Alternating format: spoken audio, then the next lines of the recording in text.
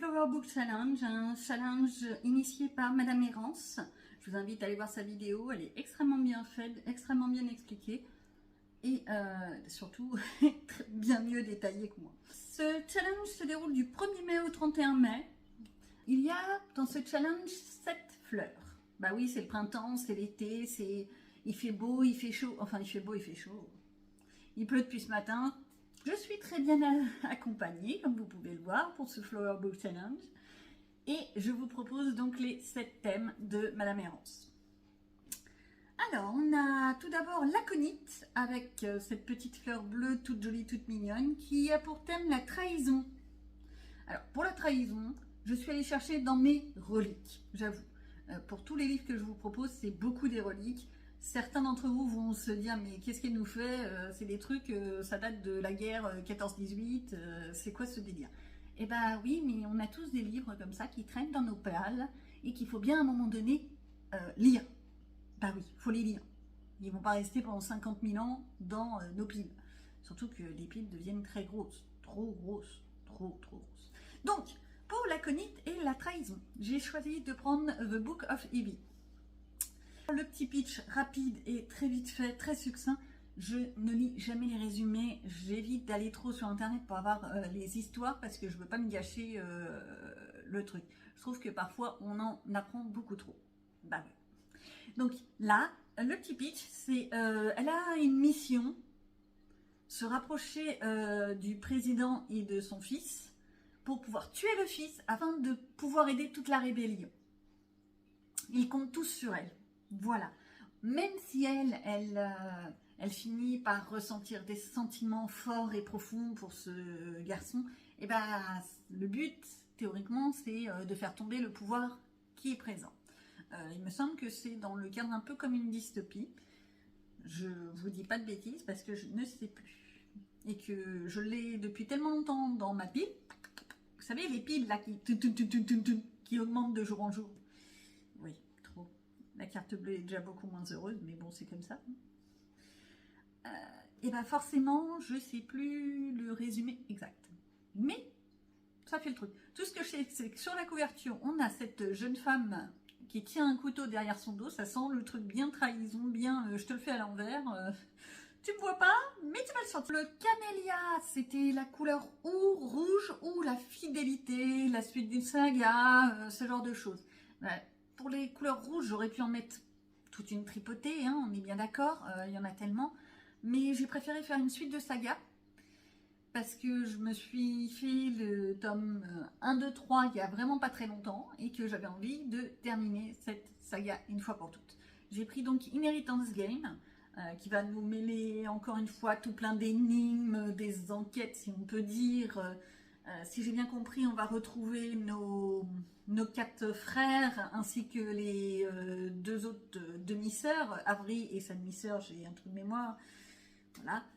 On va retrouver leurs petits couples qui se sont formés, mais aussi retrouver d'autres énigmes, à en apprendre un peu plus sur chaque personnage, sur leur passé, sur ce qu'ils ont pu vivre et ce qu'ils ont pu ressentir dans le passé et dans le présent avec ces énigmes à résoudre.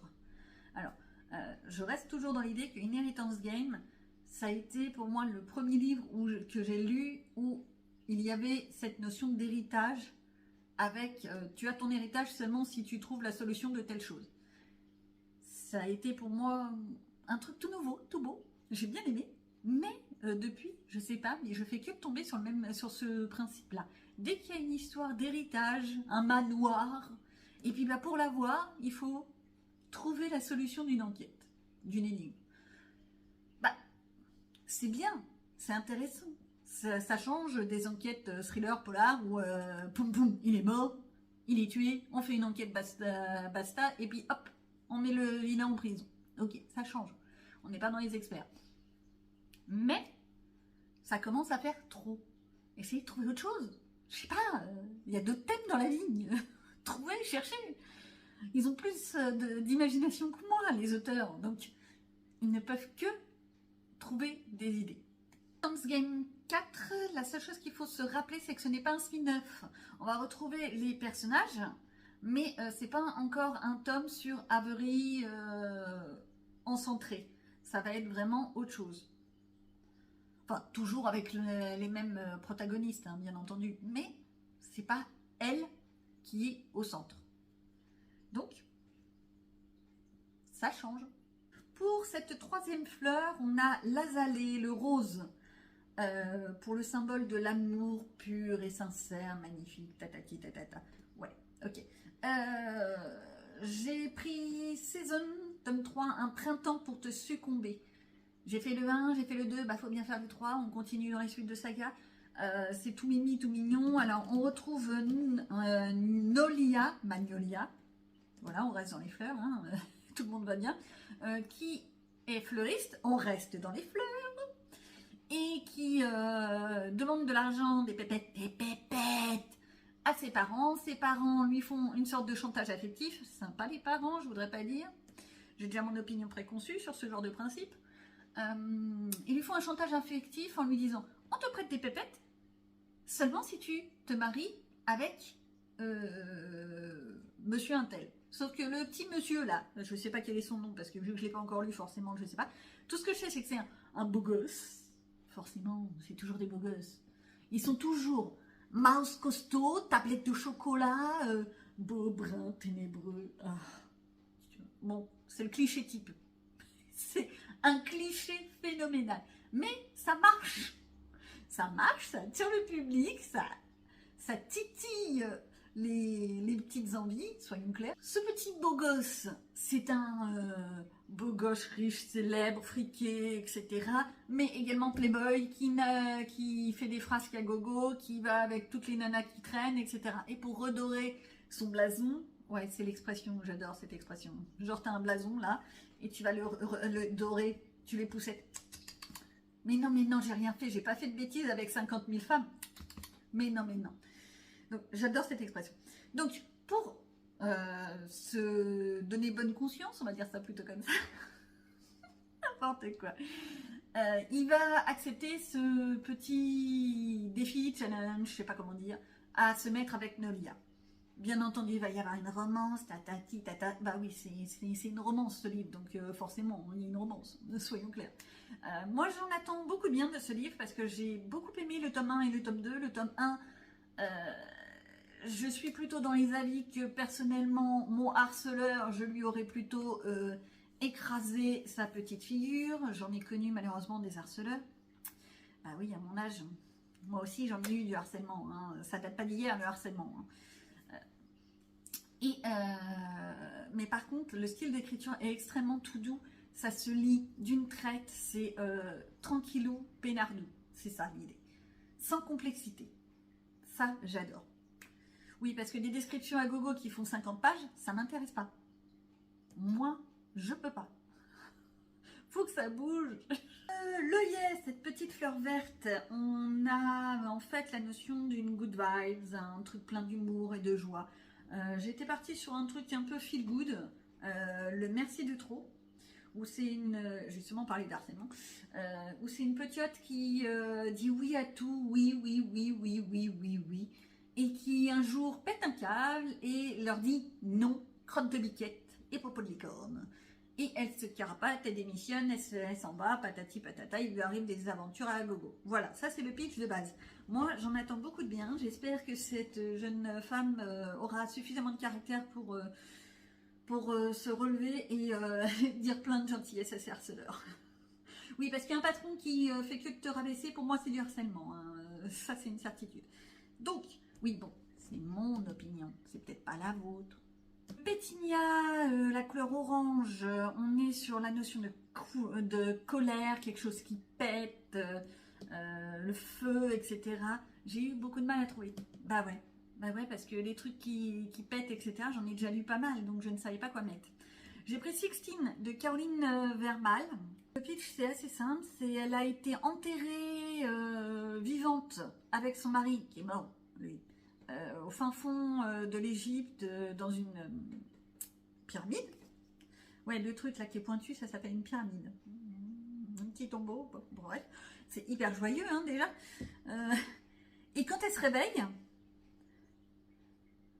et ben forcément, elle veut se venger. Forcément. Alors, ok, je suis d'accord avec vous, ce livre date de 2013, c'est du vieux de vieux de vieux. Ça a plus de 10 ans, c'est vieux. Ouais, et alors? Et alors? Je suis pas obligée, on n'est pas obligé, nous, lecteurs, de lire les derniers trucs qui sont sortis. Alors certes, c'est génial. Déjà, ça m'éviterait de prendre du retard sur mes lectures récentes. C'est une certitude. Mais tout ce qui est ancien, que j'ai toujours pas lu, il faut bien les lire à un moment donné. Et ben, je les glisse dans les challenges. Oh là, plus le temps passe et plus je descends. Je suis en train de m'installer de plus en plus bas, c'est génial. Donc, on continue. Le bouton d'or, cette petite fleur jaune, toute mignonne, toute adorable, que l'on connaît depuis très longtemps. Elle m'énerve la plante, hein. Je suis en train de me taper les petites feuilles depuis tout à l'heure. Allez, tourne-toi. Hop, peut-être comme ça. Oui, comme ça. Allez, hop. Tic, tic, tic.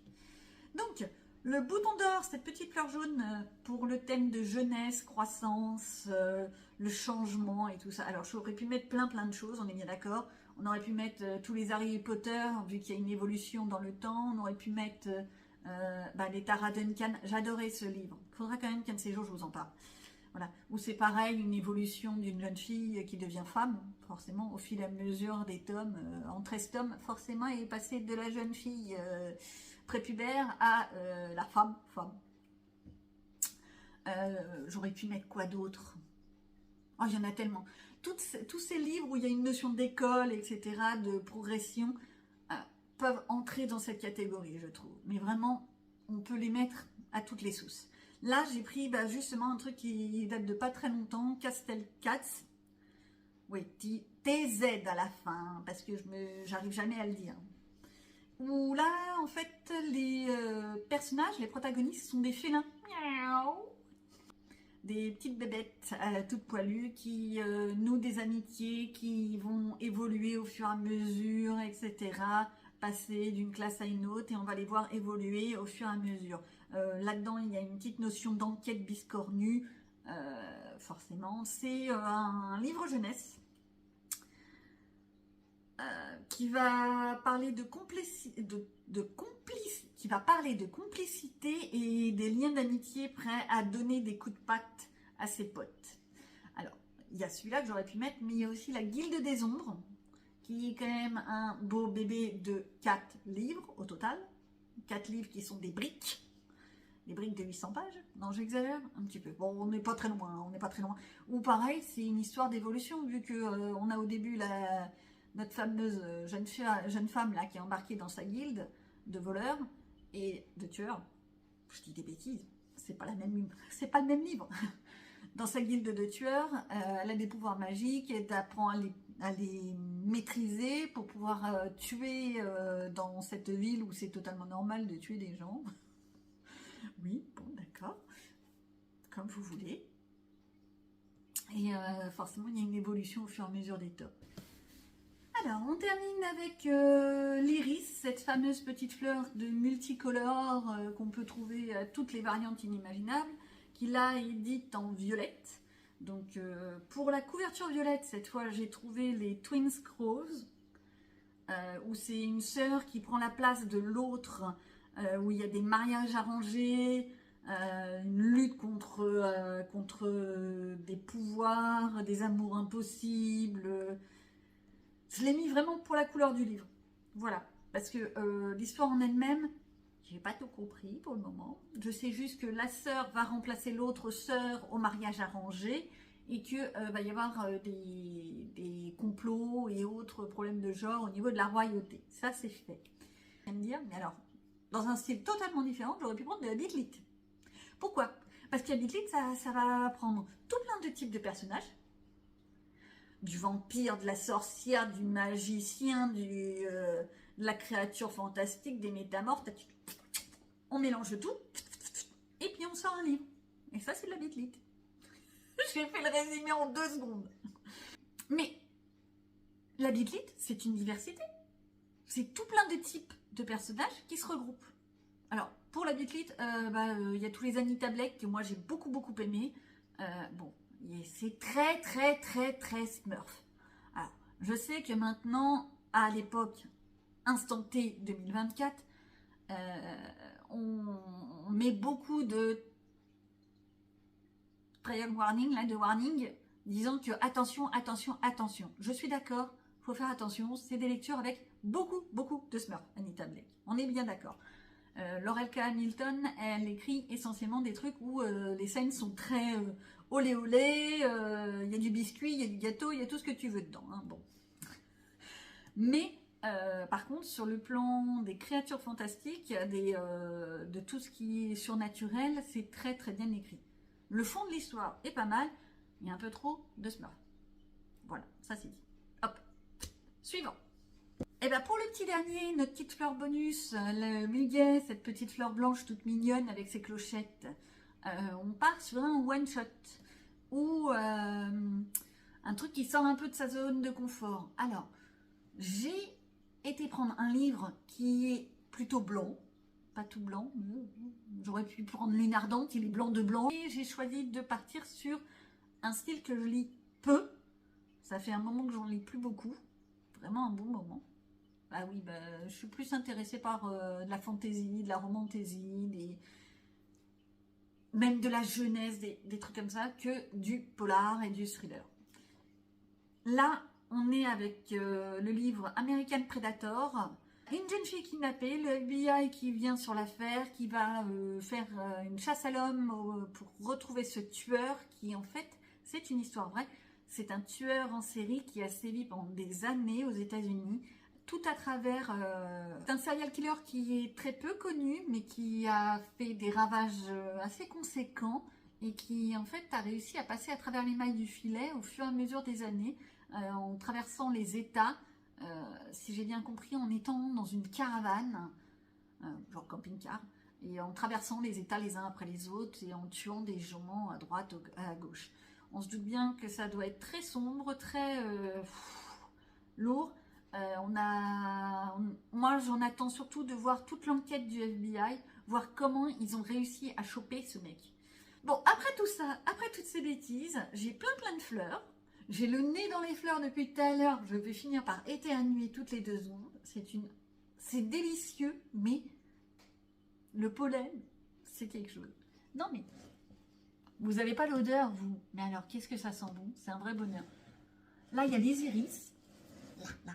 Là, j'ai des jolies iris. Elles sont toutes ouvertes. Ça embaume toute la maison. C'est un vrai petit bijou. Ah, cette fois, je vous ai tout dit. Je vous ai tout raconté sur ce challenge. Je vous souhaite une bonne lecture. À bientôt.